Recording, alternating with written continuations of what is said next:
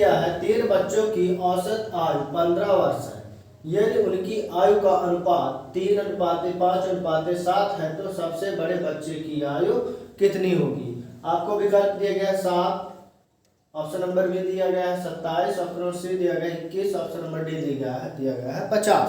तो इस तरह की जब औसत आए तो हम क्या करेंगे, हम इनको मान लेंगे कितने अंक दिए गए थे, तो पहले हम इनको मान लेंगे 3x + 5x + 7x बराबर औसत कितना दिया है 15। अच्छा, फिर का औसत का प्रेक्षणों का योग बटे प्रेक्षणों की संख्या, ठीक है, तो हम यहाँ लिख लेंगे 3 लिख लेंगे, कितने है संख्या 1 2 3 है 3। अब इनका हम पहले गुणा कर लेंगे, ठीक है ना, इसका इसके साथ अब इसके एक नहीं है तो इसके यहाँ, अब इनको जोड़ लेंगे कितना आ जाएगा 15। देखो 7 3 10 5 15, 15x बटे 3 बराबर 15, ये 15 औसत में दिया गया है, यहाँ 1 मान लेते हैं, ठीक है ना। तब इसका इसमें गुणा कर लेंगे, कितने आया 15 3 45, ठीक। अब यहाँ पास कितना बचा है 14 15x, ठीक है। अब क्या करना है हमको, अब जानते हैं गुणा क्या हो जाता है भाग, यहाँ जाएगा x बराबर 45 बटे 15, तो 15 का 15 15 दूनी 30, 15 3 45, तो x का मान कितना आ गया 3। तो अब जहां जहां आपको क्वेश्चन, तो देखिए अब पहले का पूछे, छोटे का पूछे या बीच का पूछे तो कैसे करोगे 3, देखो कितना है आंसर हमारे पास आपका 3 आया, तो यहाँ लिखिए ये 3 लिखा मैंने, और x का मान कितना है 3, तो इसका हो गया 9 वर्ष और इसका हो जाएगा ये 10 से 15 वर्ष, ठीक है। और 7वें का हो जाएगा 7 × 3 बराबर 21, जो कि वर्ष, क्योंकि सबसे बड़े का पूछा गया है तो सबसे बड़े की उम्र कितनी होगी, ऑप्शन नंबर सी हो जाएगा सही। तो इस तरह हल किए जाते हैं औसत वाले प्रश्न। चलिए 45 के गुणनखंड है, तो इस तरह के प्रश्न पूछे जाते हैं। तो नवोदय में या मिल्स का मैरिट में तो प्रश्न को कैसे, मतलब ये है कि जो 45 है इस प्रश्न में वो किस किस के पहाड़ा से कट जाएगा, तो देखिए 1 से कट जाएगा, ठीक है ना, 3 से कट जाएगा, 5 9 45 इससे भी कट जाएगा, लेकिन 7 से देखते कटता है कि नहीं, 7 7 7 49, 7 8 56 नहीं कटेगा। अब ऑप्शन नंबर बी देखते हैं, ऑप्शन नंबर बी 1 से कट जाएगा, मतलब ये पहला बार हमारा क्या कैंसिल होगा, ठीक है ना। दूसरा देखते हैं, ए से कट जाएगा, 3 से कट जाएगा, 5 से कट जाएगा, 6 4 24, 5 3 6 6 36, 6 7 42, 6 8 48 नहीं कटेगा, ठीक, ये वाला कैंसिल। अब देखते हैं यहाँ देखिए 1 से भी कटेगा, 2 से भी कटेगा, 5 से भी कटेगा, 9 5 45 से भी कटे, 15 15 29 15 45 इससे भी कटेगा, 45 45 से कटेगा, ठीक। तो ऑप्शन नंबर सी हमारा राइट हो जाएगा लगभग, क्योंकि देखिए 45 के पार में तो 15 में पार में, लेकिन इस वाले में तो 15 भी नहीं है ना 45 है, मतलब स्वयं से अंक से भी कट जाएगा। तो इस तरह के प्रश्न थोड़ा देखकर करना, क्योंकि कंफ्यूजन हो सकती है, इसलिए आपको प्रैक्टिस करते रहना। जय।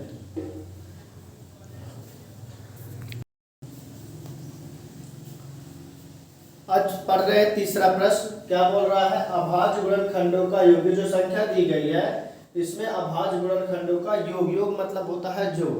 तो देखिए यहाँ पास जो 4 दिया गया है ये भाज्य है, भाज्य जिसे बोलते हैं जो एक स्वयं और किसी तीसरे से भी कट जाए, ठीक है ना, तो हम इसको अभाज्य बनाएंगे। तो सबसे छोटी अभाज्य संख्या कौन सी है 2, ठीक है ना, हम इसको इस तरह कर सकते हैं, ये हो गया।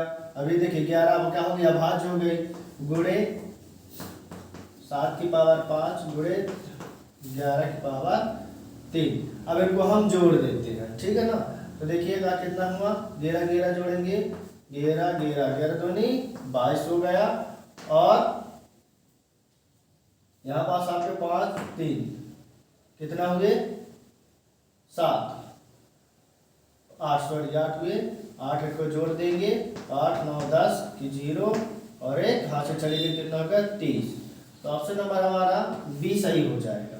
तो देखिए अब भाज्य अंक लिखा था, भले हाँ भाज्य बोला था, लेकिन ये भाज्य संख्या था, इसको अभाज्य में परिवर्तित किए और फिर इनके घातांकों को हम जोड़ देंगे तो हमारा आंसर आ जाएगा। तो इस तरह हल किए जाते हैं।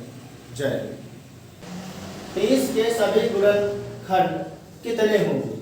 तो मतलब ये प्रश्न में ये पूछ रहा है कि 30 किस किस पहाड़ा से कट जाएगा। तो देखिएगा एक के पहाड़ा, क्योंकि एक सबका गुणनखंड होता है, ठीक है ना। तो 30 के कौन से 1 आ जाएगा, 2 आ जाएगा, 3 आ जाएगा, ठीक है, 5 आ जाएगा, 6 आ जाएगा, ठीक है, फिर कौन सा आएगा, 15 आ जाएगा, 15। तो 1 2 3 4 5 6, ठीक। और क्या आ जाएगा, 10 आ जाएगा, ठीक है, 7 और 30 स्वयं कर जाएगा। कितने हो गए, 1 2 3 4 5 6 7 8। तो ऑप्शन नंबर हमारा सी सही हो जाएगा, ऑप्शन नंबर सी। अब देखो कैसे, ठीक है ना। तो देखिए 30 लिखा मैंने, एक का बाहर पड़े कितने बार, 30 बार, तो कट जाएगा पूरा, 30 कम 30। अब एक सभी का गुणनखंड है, ये ध्यान रखना। फिर 2 30 से करते हैं, 2 से 2 1 कम 2, 2 पंचे 10, ये कट गया, ठीक। अब देखिए यहाँ पास मतलब एक बार कट जाए, उसका पूरा डिविजन हो जाए। फिर आते हैं 30 है, 3 से 3 दहम 30, ये भी कट गया।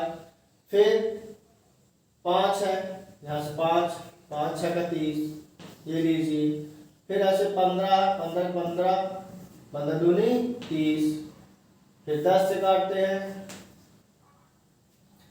10 से काटते हैं कि कितना जाएगा, 3 बार, और ये 6 बच गया, तो 6 5 30 30 30 30 का 30 से काटेंगे, 30 से कम 30। तो इस तरह गुणनखंड होते हैं। तो जो संख्या का पूछे आपको उसको देखना मैक्सिमम कितने अंक से कट जाएगा, वही उसके गुणनखंड। जैसे 30 अंक सभी के गुणनखंड कितने हो गए, 8 हो गए। जय।